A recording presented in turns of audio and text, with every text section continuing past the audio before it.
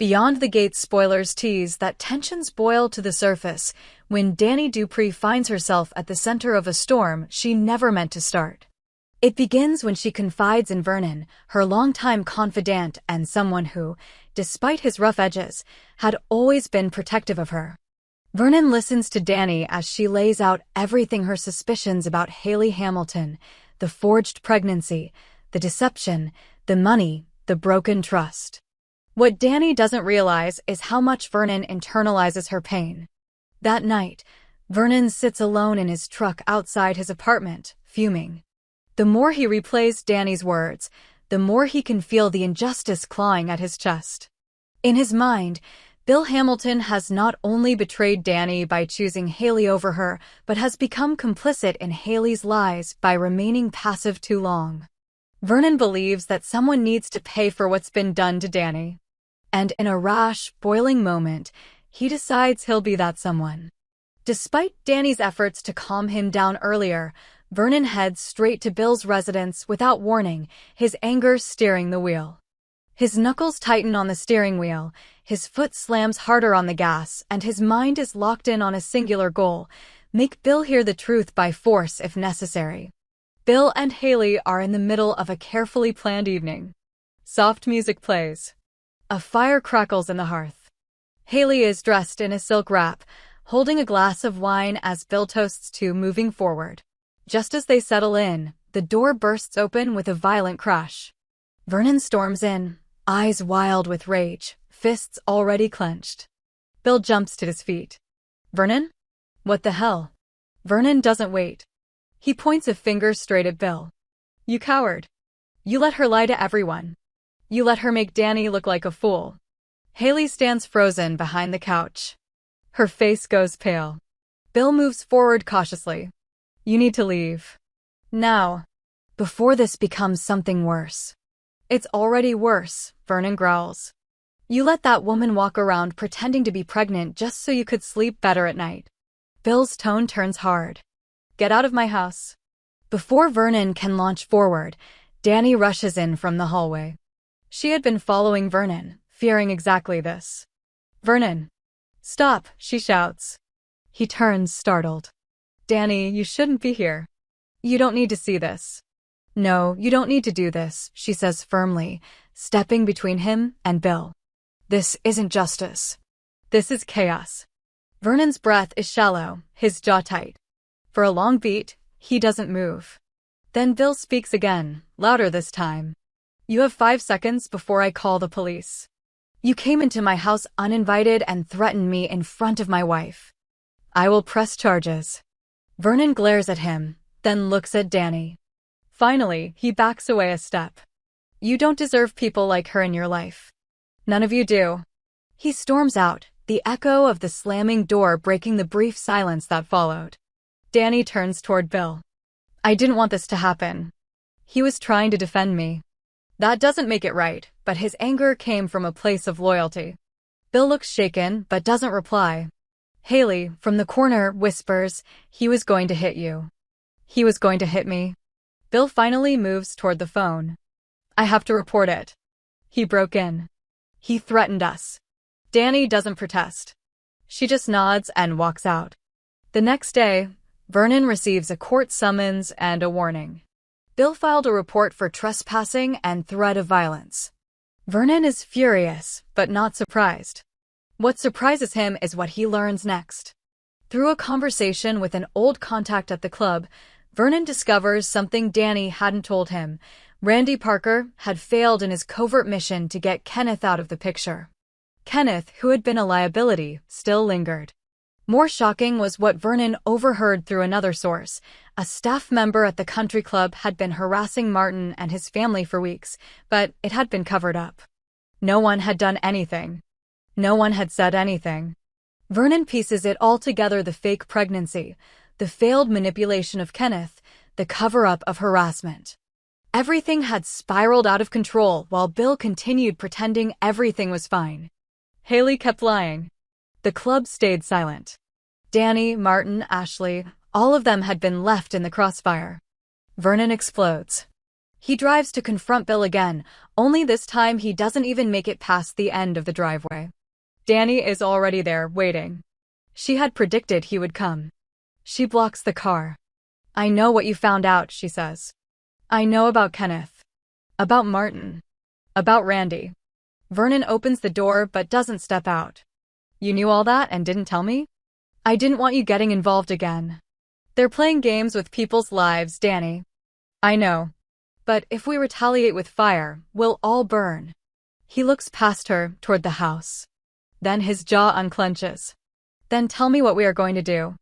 Because I'm done sitting back." Danny lowers her voice. "We do it smart. We expose everything. Publicly. No more secrecy." Vernon nods slowly. The war isn't over. But the rules are about to change. Danny's plan to expose the truth wasn't just bold, it was dangerous. If they misstepped, the people protecting Haley's lies and the country club's toxic silence would come after them with everything they had. But Vernon had reached a point of no return. He didn't care about the politics anymore. He didn't care who got embarrassed or who lost power. He cared that people had been hurt and that too many had stood by while it happened. The first step was gathering witnesses. Danny contacted Martin and asked for a private meeting. At first, he was hesitant. He was tired of being dragged into the mess, tired of pretending everything was fine for the sake of image and peace. But when Danny explained that Vernon knew about the harassment and that they were planning to go public, Martin's tone changed. "My son still asks why that man followed us to the parking lot," Martin said, his voice low. "And I tell him it's nothing. Because I'm scared. Because I don't want him to grow up angry like I did." "You're not alone anymore," Danny promised. Martin agreed to help. Not just with a statement, but with evidence. He had saved a voicemail, a slurred and threatening message left by one of the club staff members weeks earlier. It would be enough to trigger a formal inquiry if it was made public. Vernon took that tape and secured it, waiting for the right moment. Meanwhile, Danny went to Naomi. Though she wasn't directly tied to the events, Naomi still had influence in the community. She also had a personal reason to want Haley's lies exposed. Danny explained everything: what Vernon had discovered, what the club had buried, what Haley had manipulated. Naomi didn't flinch. "I want her out of my father's life for good," she said. "You'll have my voice. You'll have my signature." But things took a darker turn when Vernon got an unexpected visitor. Late one night, Randy Parker showed up at his auto shop.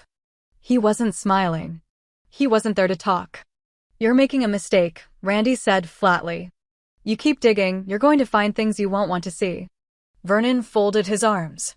"You mean like the stuff you buried? The harassment? The fake files? I'm warning you. I've had enough of warnings." Randy leaned in. "You come after Kenneth again, you better be ready to finish it." That was all Vernon needed to hear. He recorded the entire interaction through a security cam above the shop door. Danny was furious when she saw the footage, but not surprised. It was a pattern. Every time the truth got close, someone pushed back. They decided it was time to go public. Ashley helped organize a community forum at the local civic center. It was discreet but well-publicized. Danny spoke first. She laid out Haley's deception in full without vitriol, just facts. She spoke of the pain it caused, not just to her but to everyone who'd been manipulated by the illusion. Then Martin took the stage. He played the voicemail. The room went quiet as the crude, hateful voice echoed through the speaker. No one could claim ignorance anymore. Finally, Vernon came forward. He showed the footage of Randy's veiled threat. He named names. He detailed how every thread was tied together, from Haley's scheme to the club's toxic culture. The fallout was immediate. The club's board issued a statement the next day promising an internal investigation. Several senior staff were put on leave. Randy disappeared, resigned quietly under pressure. Haley, who had been living in the background since her exposure, tried to issue a rebuttal through a lawyer. But the public didn't buy it. The journal, the lack of medical records, the financial trail, it was all too much. Bill, devastated but resolute, filed for annulment. But the most unexpected reaction came from Kenneth. He reached out to Vernon in private. "I know we're not on the same side," Kenneth said. But what they all did, it hurt people. I'm not defending it. I just want you to know. I didn't ask for any of it. Vernon didn't answer right away.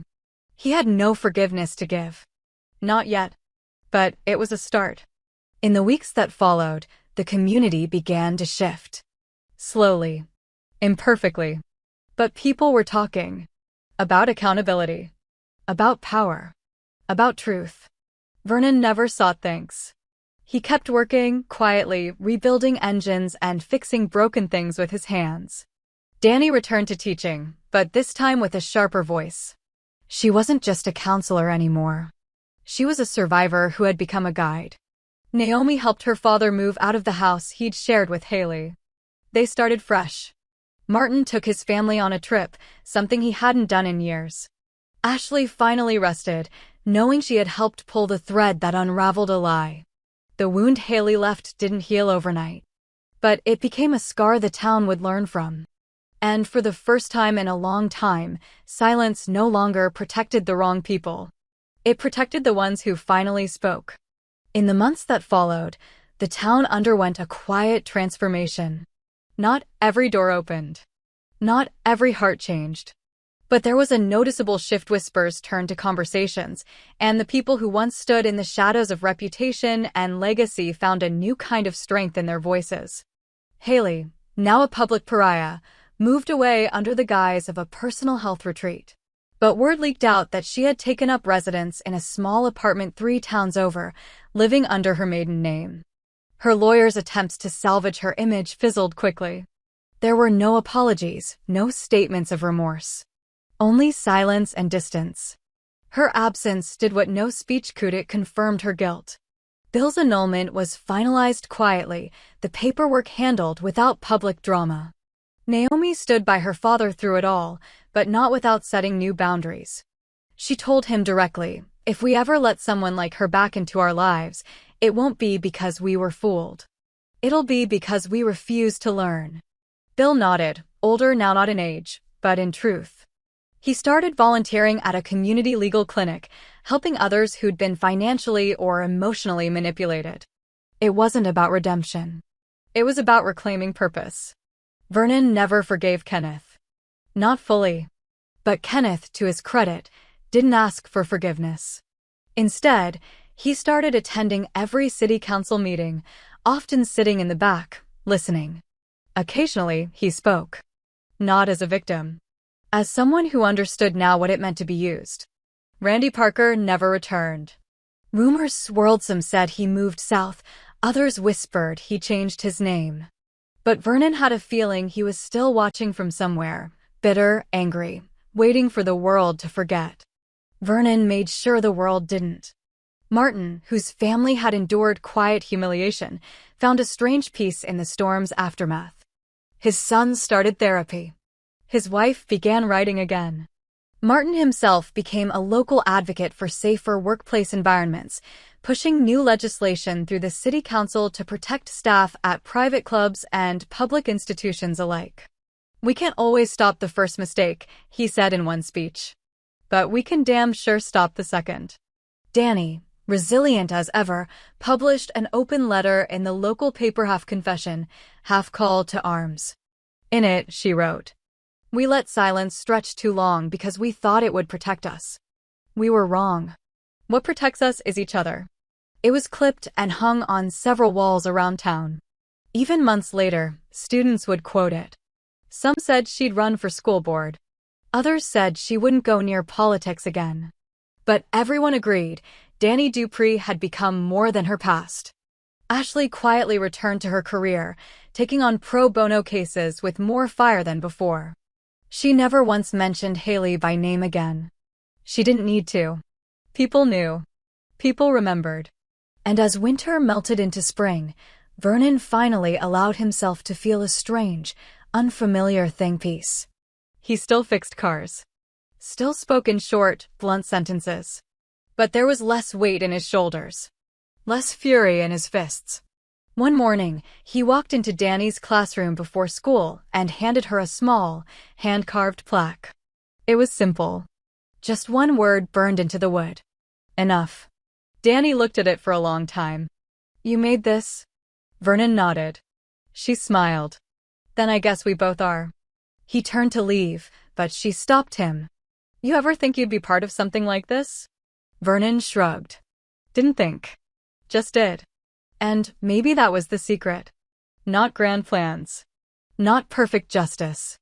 Just people who had been hurt choosing not to stay silent. People who finally decided enough was enough. The town didn't become perfect. But it became real. And in the end, that was more than anyone had dared to hope for.